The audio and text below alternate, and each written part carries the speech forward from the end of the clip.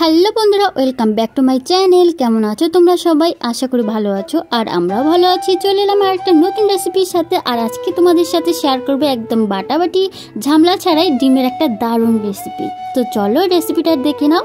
তো দেখো, আমি এখানে 3টা ডিম সিদ্ধ করে নিয়েছিলাম। নেওয়ার পরে দেখো 2 ভাগ করে কেটে নিয়েছি। আলুও সিদ্ধ করে নিয়েছিলাম। একটা আলুকে 4 ভাগ করে কেটে নিয়েছি লম্বা লম্বা করে।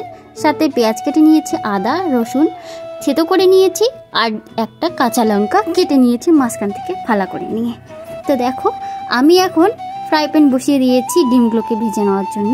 আর এখানে আমি সর্ষের তেল দিয়ে দিয়েছি। তোমরা চাইলে সাদা তেল দিয়েও রান্নাটা করতে পারো। তো তেলটা দিয়ে আমি বেশ কিছুক্ষণ নাড়ানাড়ি করে নিলাম। তেলটা এখনো গরম হয়নি, তো সেজন্য একটু নাড়ানাড়ি করে নিয়েছি। আর এখন তেলটা কিন্তু গরম হয়ে গেছে, তাই আমি একে একে ডিমগুলো দিয়ে দিচ্ছি। তো বন্ধুরা, এই যে দেখো ডিমগুলো আমি এখন দিয়ে দিচ্ছি, কিন্তু ডিমের সাথে কিন্তু কোনো কিছু মাখাইনি এখনও। মানে হলুদ লবণ কেউ কেউ আগে মাখিয়ে রাখে, তা আমিও কিন্তু আগে মাখাই, কিন্তু আজকে মাখাইনি। আজকে ভাবলাম যে একেবারে কড়াইতেই দিয়ে দেবো। তো দেখো ডিমগুলো দেওয়া কিন্তু হয়ে গেছে, তাই এখন আমি দিয়ে দিচ্ছি সামান্য পরিমাণে একটু লবণ ছিটিয়ে দিলাম আর কি গায়ের উপরে। আর একটুখানি দিয়ে দিচ্ছি হলুদ। দেখো 1 চিমটি নিয়ে প্রত্যেকটা ডিমের গায়ে ছড়িয়ে দিয়েছি। আর এখন আমি কিছুক্ষণ এভাবে রাখার পরে উল্টিয়ে দেব। তো বন্ধুরা দেখো, আমি এখন ডিমগুলোকে একটা খুন্তি আর চামচের সাহায্যে নাড়িয়ে দিচ্ছি। তাতে কি হয় বলো তো, ডিমগুলো যেহেতু পিছলা আর কড়াইটাও পিছলা, তো সেজন্য কিন্তু ডিমগুলো উলট পালট করতে সমস্যা হয়ে যায়। তাই খুন্তির সাথে আমি একটা চামচও নিয়েছি, তাতে সহজে ডিমগুলো উল্টোপাল্টা করা যায়। তো বন্ধুরা দেখো, আমি কিন্তু ওইদিকে লবণ আর হলুদটা ছড়িয়ে দিয়েছি ঠিকই, কিন্তু এই দিকটাতে যেহেতু দেওয়া হয়নি, তো সেজন্য আমি এই দিকটাতে একটু লবণ আর হলুদ ছিটিয়ে দিলাম। তো দেখো, এখন আমি ডিমটাকে ভালো করে ভেজে নেব, একটু কড়া করেই ভেজে নেব। তো দেখো বন্ধুরা, ডিমগুলো কিন্তু ভাজা হয়ে গেছে। তো এখন আমি তুলে নিচ্ছি একটা বাটির মধ্যে। ননস্টিকের বাসনপত্রে রান্না করতে মজাটাই আলাদা, তাই না? যতটা তেল দিয়েছি একদম ততটাই আছে, একটুও নড়ানামা হয়নি। সামান্য পরিমাণে হয়তো একটু তেলের ক্ষয় হয়েছে, বাকিটা কিন্তু সবটাই রয়ে গেছে। এখন বাকি তেলে কিন্তু আমি পুরো রান্নাটা করে নিতে পারবো। তো দেখো বন্ধুরা, আমি কিন্তু আর তেল অ্যাড করছি না। আগে যতটা তেল দিয়েছি পুরোটাই রয়ে গেছে, তাই আর তেল অ্যাড করলাম না। তাতেই মনে হচ্ছে যে তেলটা একটু বেশি হয়ে যাবে।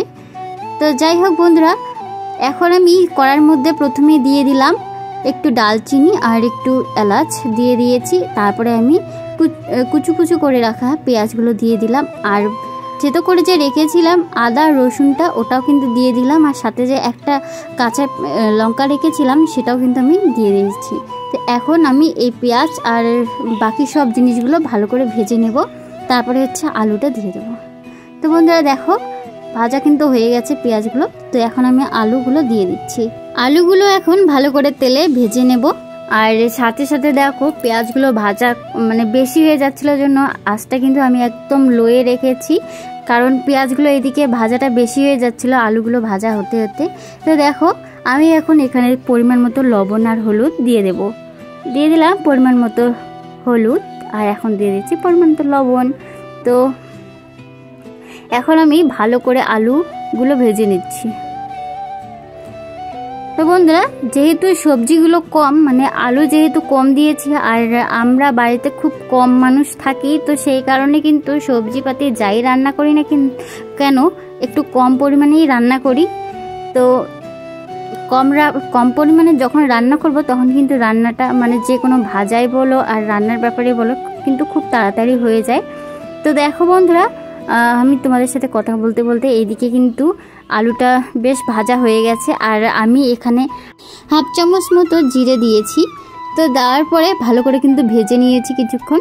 নেওয়ার পরে আমি এখানে একটু জল দিয়ে দিলাম কষানোর জন্য, তাতে যে আলুর গ্রেভিটা যে হবে, যেহেতু কম সবজি রান্না করছি, তো কম সবজি রান্না করলে কিন্তু গ্রেভিটা ভালো হতে চায় না।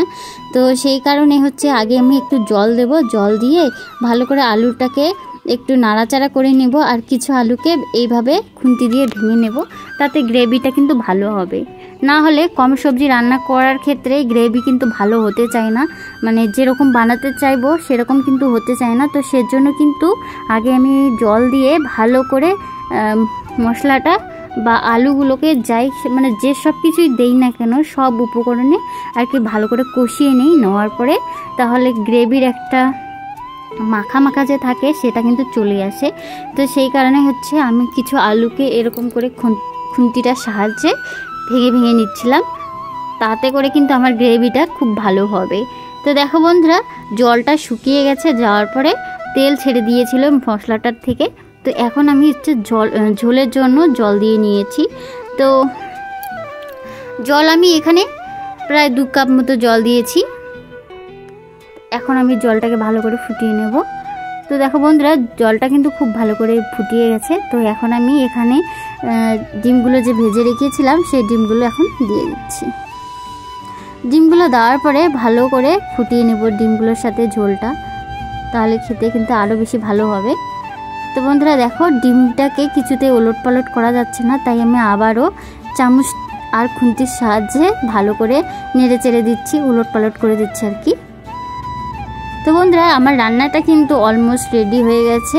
আর আমি কিছুই দিলাম না বিশেষ কিছু, মানে গরম মশলা যে দেবো রান্নার পরে সেটাও দিলাম না, কারণ কি আগে আমি দালচিনি আর এলাচ দিয়ে নিয়েছি, সেটারই ফ্লেভার কিন্তু খুব সুন্দর আসছে, তাই আমি আর মিট মশলা বা গরম মশলা কোনো কিছু অ্যাড করলাম না। তো বন্ধুরা, এখন আমি তোমাদেরকে সার্ভ করে দেখিয়ে দিলাম।